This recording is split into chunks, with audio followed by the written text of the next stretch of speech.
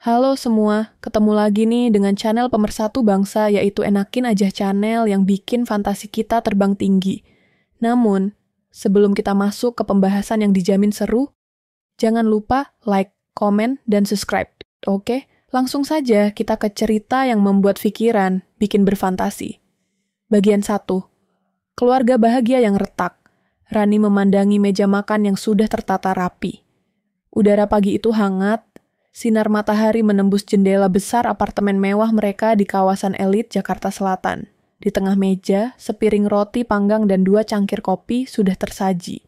Tapi kursi di seberangnya kosong. Dia menatap jam dinding. Pukul 8.10. Anton belum pulang. Suaminya, Anton, pria mapan yang ia nikahi 5 tahun lalu. Belakangan sering pulang larut. Awalnya Rani berpikir itu hal biasa. Urusan kantor, rapat dadakan, atau makan malam dengan klien. Anton adalah direktur di sebuah perusahaan IT besar, dan pekerjaannya memang menyita waktu. Tapi sejak 2 bulan terakhir, keterlambatannya mulai terasa janggal. Terlalu sering, terlalu rutin. Anton baru pulang saat matahari hampir terbit, dan setiap kali ia datang, ia membawa senyuman yang terlalu dibuat-buat. Terlalu sempurna untuk jadi tulus. Maaf ya, tadi meetingnya sampai jam 3 subuh. Lalu aku ketiduran di kantor, ujar Anton saat akhirnya pulang pagi itu. Mencium kening Rani seperti biasa. Rani tersenyum tipis. Kamu masih pakai parfum, katanya datar. Anton tertawa kecil. Biar segar aja, di kantor ber-AC dingin. Rani tak menjawab. Ia menyimpan kecurigaan itu di sudut hati. Hari-hari berikutnya, Anton semakin aneh. Ia mulai terlalu protektif dengan ponselnya. Meletakkannya terbalik. Membawanya bahkan ke kamar mandi. Beberapa kali, Rani mencoba mengintip, tapi tak menemukan apa-apa. Semua terlalu bersih, terlalu rapi. Hingga suatu malam, Rani mendengar suara Anton bicara pelan di balkon. Suara yang lembut, penuh rayuan, bukan nada yang biasa ia pakai saat berbicara dengannya. Sayang, aku kangen. Sabar ya, nanti aku datang. Iya, aku juga. Aku cinta kamu. Rani berdiri membeku di balik tirai. Tangannya gemetar, jantungnya berdetak lebih cepat dari biasanya. Tapi ia tidak menyerbu, tidak meledak. Ia hanya masuk ke kamar dan pura-pura tertidur.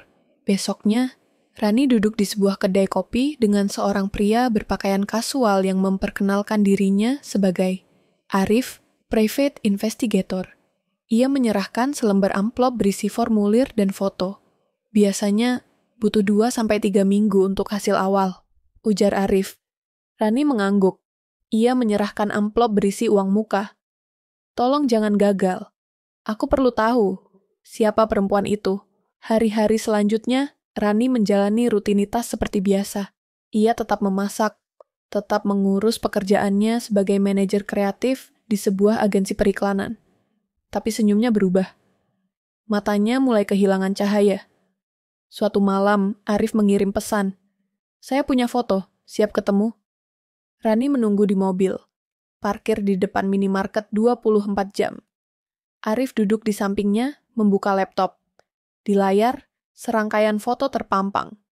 Anton terlihat mesra dengan seorang wanita muda. Mereka tampak akrab, tertawa bersama di sebuah restoran mahal. Berpelukan di lobi hotel, bahkan masuk ke apartemen bersama. Tapi bukan itu yang membuat Rani tercekat. Dia mengenal wajah wanita itu. Terlalu mirip, terlalu familiar. Matanya membelalak saat melihat satu foto dari kejauhan. Wanita itu memakai kalung berbandul hati yang persis sama seperti yang pernah ia temukan di kotak tua milik mendiang ibunya. Aku tahu wajah ini. Siapa dia? Tanya Arif. Rani terdiam. Aku belum yakin.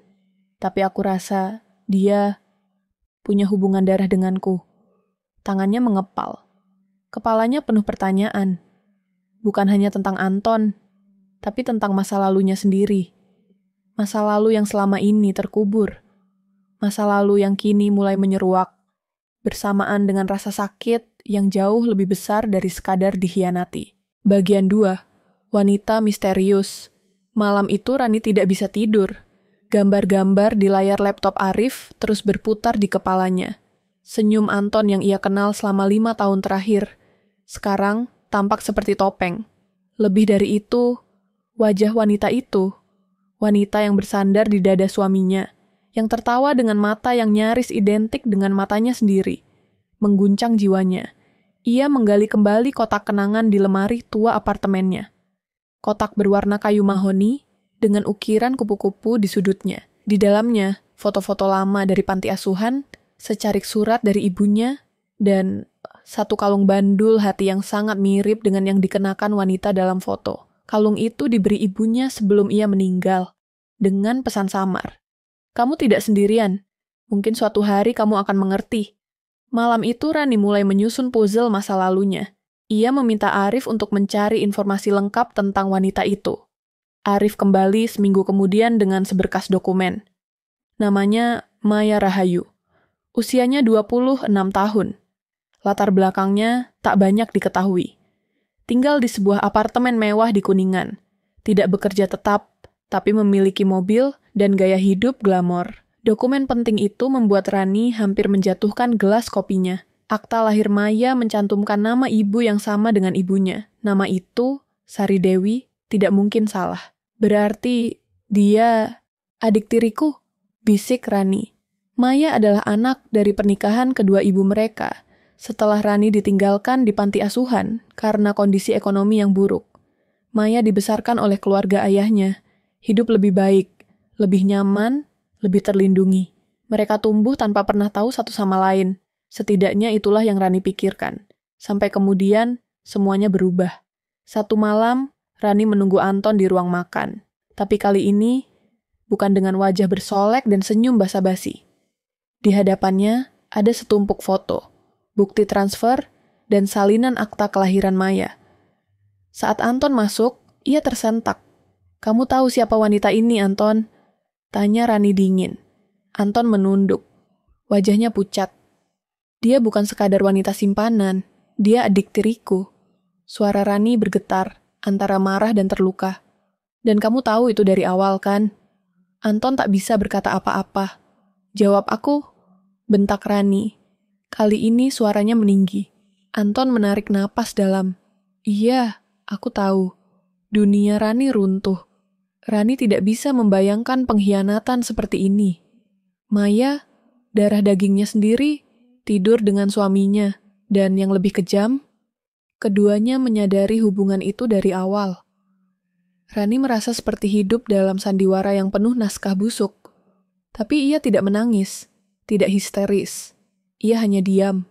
Lalu ia berdiri, meninggalkan Anton yang masih terpaku, dan masuk ke kamar. Besoknya, ia mendatangi apartemen Maya. Tidak mengetuki, ia memiliki salinan akses kartu dari Arif, yang sebelumnya menyusup dan mengambilnya diam-diam. Saat pintu terbuka, Maya sedang berdandan di depan cermin, mengenakan gaun sutra berwarna merah marun. Wajah mereka bertemu. Keheningan menusuk ruangan. Maya tersenyum kecil. Kamu akhirnya datang juga. Rani tidak percaya. Kamu tahu siapa aku? Tentu. Maya berdiri, mengambil segelas anggur dari meja. Sejak awal, aku bahkan tahu kamu tinggal di panti asuhan setelah ibu meninggalkanmu. Ironis ya? Aku dapat keluarga. Kamu dapat trauma. Dan kamu tidur dengan suamiku. Aku cuma mengambil kembali apa yang harusnya jadi milikku. Hidupku sudah kamu rebut sejak awal. Sekarang aku gantian. Rani mendekat, menatap mata Maya tanpa berkedip. Kamu pikir ini tentang balas dendam? Kamu pikir kamu menang? Maya menyesap anggurnya pelan. Aku tidak perlu menang, Kak. Aku hanya ingin kamu hancur. Saat itu Rani tahu, ini bukan sekadar kisah cinta segitiga. Ini adalah perang, dan ia tidak akan kalah. Bagian 3, balas dendam Elgan. Rani menatap pantulan dirinya di cermin. Mata yang dulunya penuh cinta, kini berubah tajam dan tenang. Ia tidak lagi memikirkan luka. Ia merancang strategi. Untuk pertama kalinya dalam hidupnya, Rani merasa benar-benar bangkit. Kali ini bukan sebagai istri, bukan sebagai korban, tapi sebagai eksekutor. Beberapa minggu setelah pertemuan dengan Maya, Rani tak lagi berbicara tentang perasaan. ia membangun benteng. Diam-diam, ia mengurus pemindahan seluruh aset perusahaan milik Anton yang sebagian besar selama ini disamarkan atas nama dirinya. Rumah, saham, bahkan rekening investasi. Ia menandatangani dokumen-dokumen, diam, tapi bergerak pasti. Tak hanya itu, dengan bantuan pengacara dan akuntan forensik, ia menemukan jejak-jejak transaksi gelap perusahaan Anton yang mengarah ke Maya. Dana operasional disalurkan sebagai pembayaran vendor luar negeri, padahal nyatanya digunakan untuk menyewa apartemen Maya, membiayai gaya hidupnya, bahkan perjalanan ke luar negeri. Dan satu yang paling fatal, penipuan pajak. Rani menyusun laporan keuangan lengkap yang disiapkan untuk diserahkan ke pihak berwenang. Tapi bukan itu puncaknya. Rani tahu, dalam dunia modern, kehancuran terbesar bukan dimulai dari pengadilan, tapi dari publik. Ia merekam video pengakuan, bukan dengan air mata, tapi dengan narasi yang tenang, dingin, dan menyayat hati. Namaku Rani. Aku menikah dengan pria yang kusayangi selama 5 tahun, hanya untuk tahu dia berselingkuh dengan adik tiriku sendiri. Tapi, kisah ini bukan tentang cinta.